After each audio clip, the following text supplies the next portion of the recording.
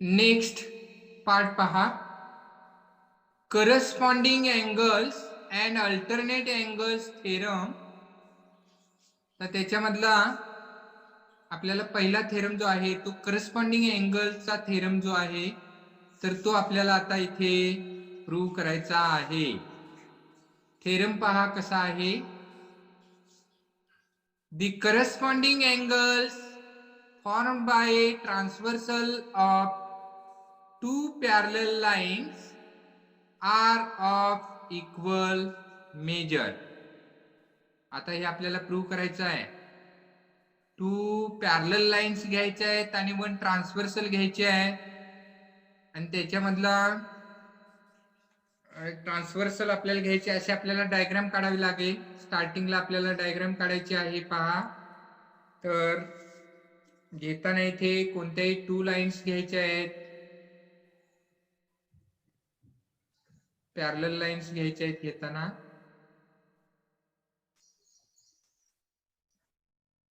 आणि ट्रान्सव्हर्सल घ्यायचे आहे.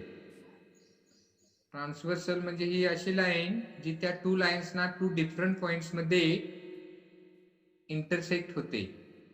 आता यांना आपल्याला नेम द्यायचे आहेत. सोयीसाठी आपण याला एल, एम आणि एन असे आपण नेम देऊ. किंवा आपण पुस्तकामध्ये आहेत तशीच आपण घेऊ. इथे देताना एल वरती दिलेलं आहे एल, एम आणि हे ट्रान्सव्हर्सल आहे ती एन आहे. आपल्याला हे प्रूव्ह करण्यासाठी आता डायग्राम झाली, त्याच्यानंतर आपल्याला गिव्हन लिहायचं आहे, टू प्रूव्ह लिहायचं आहे. तर हे प्रूव्ह करत असताना आपल्या सोयीसाठी आपल्याला काही इथे अँगल्सना नेम द्यायचे आहेत. तर इथे पहा, इथे जो अँगल आहे तो ए घेतलेला आहे आणि त्याचा करस्पॉन्डिंग अँगल इथे जो आहे तो बी घेतलेला आहे आणि इथला ए चा लिनियर पेअर जो आहे तो इथे सी ने दाखवलेला आहे. ओके, तर आता आपल्याला गिव्हन लिहायचे आहेत पहा. गिव्हन म्हणजे डायग्रामच्या आधारे आपण इथे दिलेला जो पार्ट आहे तो आपल्याला इथे गिव्हन मध्ये लिहायचा असतो. गिव्हन काय येतं पहा, तर line L, parallel line M and line N is transversal. एवढंच गिव्हन लिहायचं आहे आपल्याला. पहा, line L, parallel line M and line N is a transversal. Line N is transversal. तर हे झालं गिव्हन. आता आपल्याला टू प्रूव्ह लिहायचं आहे. टू प्रूव्ह म्हणजे जे आपल्याला प्रूव्ह करायचं आहे तो पार्ट आपल्याला इथे लिहायचा आहे. टू प्रूव्ह काय प्रूव्ह करायचं आहे आपल्याला, तर स्टेटमेंट थेरमचं वाचायचं आहे म्हणजे आपल्या लक्षात येईल. तर इथे आपल्याला करस्पॉन्डिंग अँगल्स जे आहेत तर ते इक्वल मेजरचे आहेत हे प्रूव्ह करायचं आहे. करस्पॉन्डिंग अँगल कोणते पहा, ए आणि बी आहे. त्याच्यामुळे इथे टू प्रूव्ह मध्ये डायग्राम नुसार angle A is equal to angle B. तर हे आपल्याला इथे प्रूव्ह करायचं आहे. ओके, आता आपल्याला नेक्स्ट पार्ट म्हणजे प्रूफ द्यायचा आहे. आता आपल्याला प्रूफ लिहायचा आहे. पहा, इथे आपण प्रूफ घेऊ. प्रूफ. आता प्रूफ देताना स्टार्टिंगला मी काय लिहितोय पहा, हा अँगल ए आणि अँगल सी यांची सम घेतोय मी. Angle A plus angle C is equal to 180 degree येतात. का, तर हे angle C in linear pair आहे. रिझन लिहितोय मी इथे, अँगल्स इन लिनियर पेअर.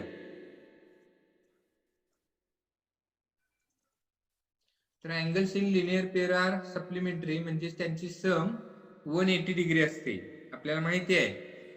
आणि याला आपण नंबर द्यायचा आहे 1. याला नंबर दिला 1. आता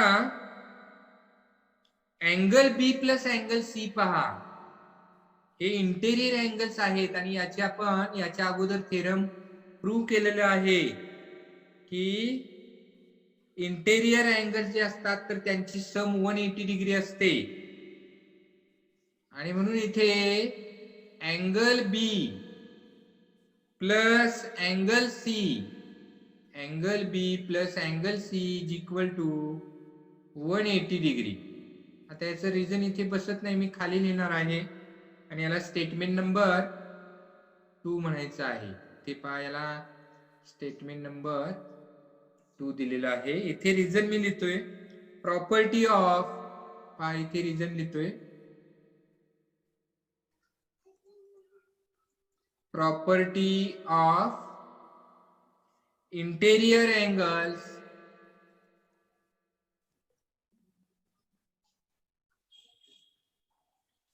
property of interior angles of parallel lines, of parallel lines, of parallel lines. Okay, तर हे असं आपल्याला इथे रिझन लिहायचं आहे. आता त्याच्यानंतर काय करायचं आहे पहा, इथे फ्रॉम 1 and 2 पहा, फ्रॉम 1 and 2, 1 आणि 2 मध्ये राईट हँड साइड पहा. राईट हँड साइड जर पाहिली तर ती सेम आहे, 180 डिग्री 180 डिग्री आहे पहा. म्हणजेच राईट हँड साइड इक्वल आहे म्हणून आपण लेफ्ट हँड साइड इक्वल घेऊ शकतो, म्हणजे घ्यायचे आहे. इथे पहा, इकडे 180 degree 180 degree right hand side आहे म्हणून लेफ्ट हँड साइड इक्वल घ्यायचे आहे. Angle A plus angle C is equal to angle B plus angle C. आता इक्वल साइनच्या दोन्ही साइडला जर सेम क्वांटिटीज असतील तर त्या निघून जातात, हे लक्षात ठेवा. काय सांगितलं मी, दोन्ही बाजूला जर इक्वल क्वांटिटीज असतील तर त्या निघून जातात. जसं की इथे पहा अँगल सी आहे पहा, आणि हे अँगल सी कॅन्सल होतात का, तर हे प्लस सी आहे, तिकडे आले की मायनस अँगल सी होणार आणि ते कॅन्सल होणार. यालाच इलिमिनेट करणं असं म्हणतात. तर इथे आपण अँगल सी चं इलिमिनेशन केलेलं आहे. तर नेक्स्ट स्टेपला आपण इथे लिहितोय पहा, अँगल ए, इथे पहा angle A is equal to angle B राहिली इथे. Therefore angle A is equal to angle B. आणि इथे रिझन लिहितोय eliminating angle C, eliminating angle C. Both sides मधून अँगल सी इथे इलिमिनेट केलेला आहे. तर हे स्टेप दिसावी यासाठी मी आहे तसे इथे घेतलेलं आहे. तर इथे आपल्याला जे प्रूव्ह करायचं होतं, टू प्रूव्ह मध्ये जे होतं तर ते इथे प्रूव्ह झालेलं आहे. तर अशा पद्धतीने तुम्हाला थेरम दिला जातो. हा महत्वाचा इम्पॉर्टंट थेरम आहे, परीक्षेला विचारला जातो. तर अशी डायग्राम काढायची आहे. डायग्राम काढल्यानंतर गिवन पार्ट लिहायचा आहे. गिवन नंतर टू प्रूव्ह हा पार्ट इथे लिहायचा आहे. टू प्रूव्ह नंतर प्रूफ हा पार्ट इथे घ्यायचा आहे. आणि आता कसं प्रूव्ह करायचं आहे हे आपण आता इथे पाहिलंच आहे. काय शंका असतील तर आपण आता डिस्कशन करू. Just a minute. हा, नेक्स्ट थेरम आहे अल्टरनेट अँगल्स थेरम. थेरम कसा आहे पहा, the alternate angles formed by transversal of two parallel lines are of equal measures. पहा, आता आपल्याला याची स्टार्टिंगला डायग्राम काढावी लागेल. त्याच्यामध्ये आपल्याला इथे त्यांनी काय सांगितले पहा, तर इथे देताना alternate angles formed by transversal of two parallel lines. त्यामुळे अल्टरनेट अँगल घ्यावे लागतील आणि ते इक्वल मेजरचे आहेत, तर ते आपल्याला इथे प्रूव्ह करायचं आहे. स्टार्टिंगला आपण आता इथे डायग्राम काढू.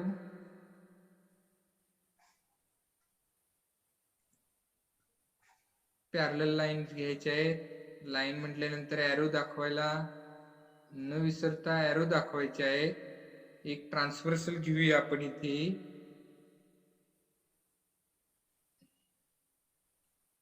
त्यांना आपण नेम देऊया. नेम कोणतीही देऊ शकता, आपण नेहमीप्रमाणेच देऊ. यल, यम आणि ट्रान्सव्हर्सल आहे त्याला एन नेम देऊ. आता आपल्याला हे प्रूव्ह करत असताना इथे घेताना आपल्याला अल्टरनेट अँगलची पेर एक घ्यावी लागेल. म्हणजे इथे जर आपण हा बी घेतला तर इथे आपण डी घ्यायचा आहे आणि इथे अँगल्स इन लिनियर पेर जो आहे ते आपण एक सी अँगल घ्यायचा आहे. कोणतेही नेम घेऊ शकता तुम्ही, हीच नेम घ्यायला पाहिजे तसं काय नाही. ओके. आता डायग्रामच्या आधारे आपण गिवन पार्ट लिहायचा आहे. आता गिवन पहा, म्हणजे डायग्रामच्या आधारेच लिहायचं आहे. काय तर line L, parallel line M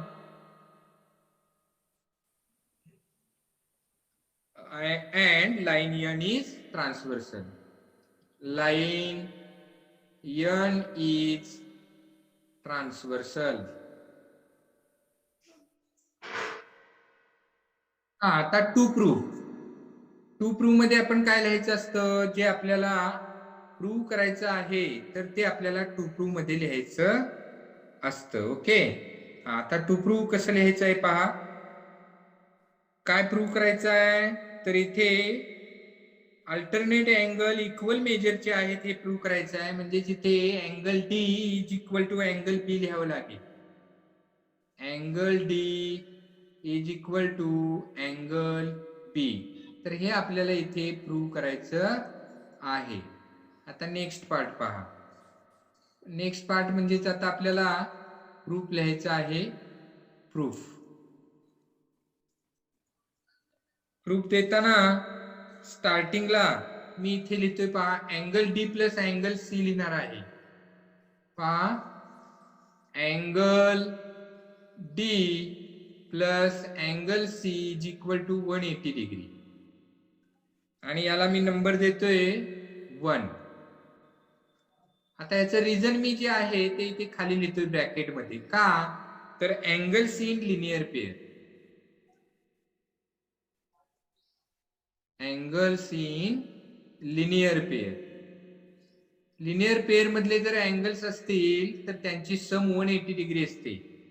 आपल्याला माहिती आहे, सप्लिमेंटरी असतात ते अँगल. त्याला नंबर 1 दिलं. आता प्रिव्हियस थेरम मध्ये जसं घेतलं तसंच आपल्याला आता इथे angle C plus angle B घ्यायचा आहे. Angle C plus angle B is equal to 180 degree. 180 degree. का तर प्रॉपर्टी ऑफ इंटेरियर अँगल्स, खाली लिहितो रिझन पहा.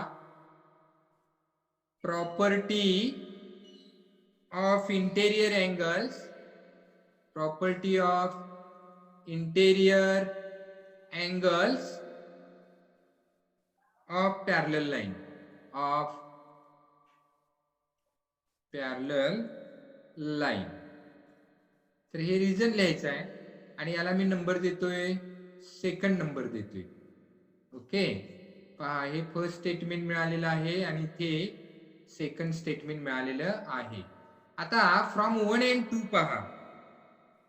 फ्रॉम 1 and 2, तर याच्यामध्ये इथे राईट हँड साइड इक्वल आहे पहा.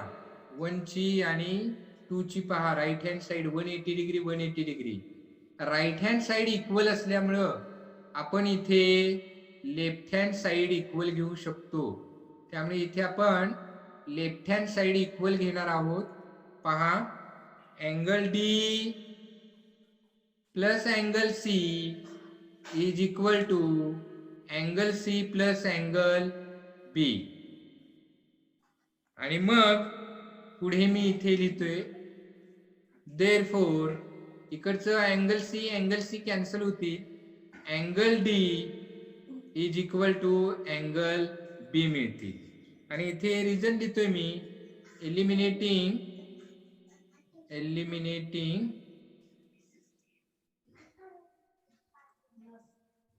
Angle C.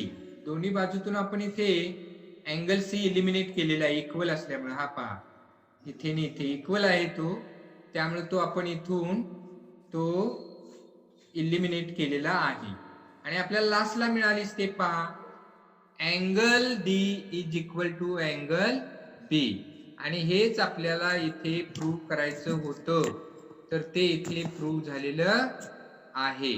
तर अशा पद्धतीनं ही जी टेस्ट आहे किंवा थेरम आहे तर याला अल्टरनेट अँगल्स थेरम म्हणतात.